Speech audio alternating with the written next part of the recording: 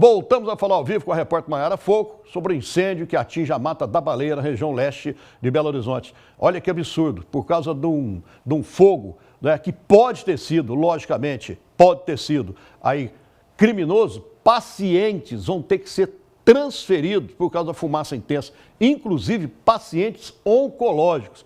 É o fim do mundo, Maiara. É que eu falo, se tivesse uma lei mais rígida, pode não acabar, mas a pessoa ia pensar muito, fala, se eu for pego, eu vou preso por crime hediondo e inafiançável. Mas não é o que acontece.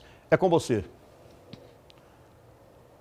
É isso mesmo, Mauro. Olha só, os pacientes aqui do setor de oncologia do Hospital da Baleia, como você disse, estão sendo diretamente atingidos por causa deste incêndio. A orientação, então, é que eles sejam retirados aqui deste prédio, são cerca de 50. Eles vão ser transferidos para o prédio principal aqui do hospital, que é aquele quando a gente chega no Hospital da Baleia, a gente já encontra. E eles vão ser colocados numa área improvisada no auditório, ou seja, vão passar o dia totalmente desconfortáveis, vão ficar na cadeira lá para continuar fazendo atendimento, porque, claro, né, necessitam desse atendimento e não poderiam ficar desamparados. A gente está nesse momento aqui na área de estacionamento do prédio onde funciona o setor de oncologia. Está bastante enfumaçado e a câmera não vai conseguir mostrar não, Mauro, mas... Retomamos a comunicação com a repórter Maiara Foco já, que está com o capitão de Corpo de Bombeiros lá no Hospital da Baleia. Deu um piquezinho no áudio, mas a gente volta com você. Pode falar, isso acontece ao vivo, é assim mesmo. Exatamente, Mauro. Olha só, vou fazer um resumo do que ele contou para a gente até agora. Os bombeiros foram chamados, então, ontem por volta de 2 horas da tarde. Uma equipe, na verdade, 2 equipes do Corpo de Bombeiros passaram a madrugada por aqui e agora 5 equipes estão no local. A preocupação maior dos militares era em relação à possibilidade desse prédio atingir, na verdade, esse incêndio atingir o prédio de oncologia, que é essa área onde nós estamos. O capitão Magalhães vai explicar para a gente agora, retomar a explicação. Capitão, então, esse risco do incêndio atingir essa edificação foi descartado, pelo menos por enquanto? Exatamente. A gente manteve as 2 condições aqui exatamente para garantir que isso não fosse acontecer. Hoje, esse risco, nesse momento, o risco ele é quase que nulo, mas ainda assim a gente tem pelo menos uma guarnição somente neste local. As outras guarnições estão sendo direcionadas para o combate. Lembrando, o nosso combate ele vai contar tanto com a atuação do Air Tractor, que é o avião, quanto com a atuação, inclusive, dos nossos helicópteros para poder estar aplicando água nos locais específicos. Nesse momento, a gente tem um foco que ele está específico nas copas das árvores, que seja na parte mais de cima. Então é mais difícil a gente combater. É por isso que a gente precisa tanto da atuação da água nesse momento. Além disso, a gente conta também com o apoio do IEF e das brigadas voluntárias que estão apoiando o Corpo de Bombeiros nesse combate. O principal agora, nesse momento, é fazer a evacuação das estruturas prediais, especificamente da ala oncológica e da parte da radiologia do hospital. Para isso, a direção está movimentando o pessoal para poder fazer essa retirada do pessoal. Vocês subiram agora há pouco um drone, né? E essas imagens, elas são úteis para vocês avaliarem a questão do impacto e também para programarem, né, novas ações. Qual que é o papel desse equipamento nesse momento? A gente subiu um drone agora, tem mais ou menos uns 15 minutos, exatamente para poder ter a certeza da situação. No momento, são 3 focos principais, 2 pelas laterais, inclusive um está sendo combatido exatamente nesse momento por uma guarnição a pé, que é a guarnição do Pelotão Saudade, inclusive, e outros 2 focos, eles ainda não estão possibilitados de chegar gente no local, porque não tem acesso. Mesmo o helicóptero não consegue deixar o pessoal próximo, principalmente porque, como eu falei, o fogo está mais nas copas.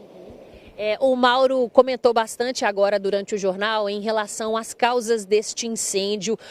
Muitos acontecem por ação humana. Dá para a gente fazer essa relação nesse momento ou ainda é muito cedo, precisa de uma investigação maior, mas em relação à sua experiência no combate a esse tipo de incêndio, geralmente acontece dessa forma? A maioria dos focos, igual o Tramonte comentou, a maioria dos focos ela realmente acontece por ação humana. Infelizmente a gente ainda não verificou essa condição, mas a gente tem peritos de incêndio florestal na nossa corporação que vão fazer essa verificação posteriormente. E agora então, sem previsão de quando esse trabalho termina, realmente depende aí da evolução do incêndio? A gente depende não só da evolução do incêndio, inclusive da colaboração até mesmo do vento que ele infelizmente modifica um pouco, ele pode até facilitar para a gente o serviço. A previsão que seria que talvez no final do dia ou talvez amanhã a gente consiga encerrar esse combate. E agora são impactos ambientais muito grandes, né? Sim, infelizmente essa região aqui, ela tem uma das maiores áreas de vegetação dentro da região metropolitana. E aí realmente o estrago, na parte tanto da vegetação quanto da parte dos animais, a gente realmente fica bastante prejudicado. Muito obrigada, capitão, pela sua participação. Bom trabalho para vocês. Então, Mauro, agora em relação à situação aqui do hospital, que eu conversei com uma representante que está, neste momento, fazendo todo o planejamento de transferência desses pacientes que estão aqui. Só para repetir, nós estamos no prédio de oncologia, são aproximadamente 50 pacientes que estão em atendimento aqui neste prédio. Eles serão transferidos para o auditório do prédio principal aqui do Hospital da Baleia.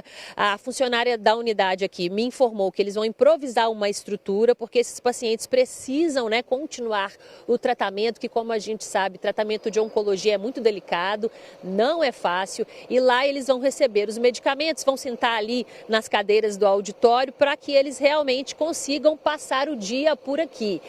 E o que acontece? Esse prédio vai ser todo esvaziado. O prédio de baixo, que é o prédio da radiologia, lá são atendidos também pacientes, crianças que fazem tratamentos relacionados ao lábio leporino, que é aquele corte, aquela malformação que dá na criança durante a gestação. Esses atendimentos de hoje serão totalmente suspensos. E em relação aos pacientes que são considerados casos de urgência e emergência da radiologia, esses pacientes eles também serão atendidos por conta da situação clínica delicada. Esses atendimentos serão mantidos também nessa área do auditório, que vai ser improvisada ao longo de todo o dia. Mas o recado é para aquelas pessoas que têm alguma consulta aqui ou que passariam por algum tratamento, algum procedimento que não é considerado nem urgente, nem de emergência, que não venham, porque nesses dois prédios a situação vai ficar suspensa, como eu já disse, esvaziada durante todo o dia. Qualquer dúvida, entre em contato aqui com a unidade para saber como que vai ficar a situação.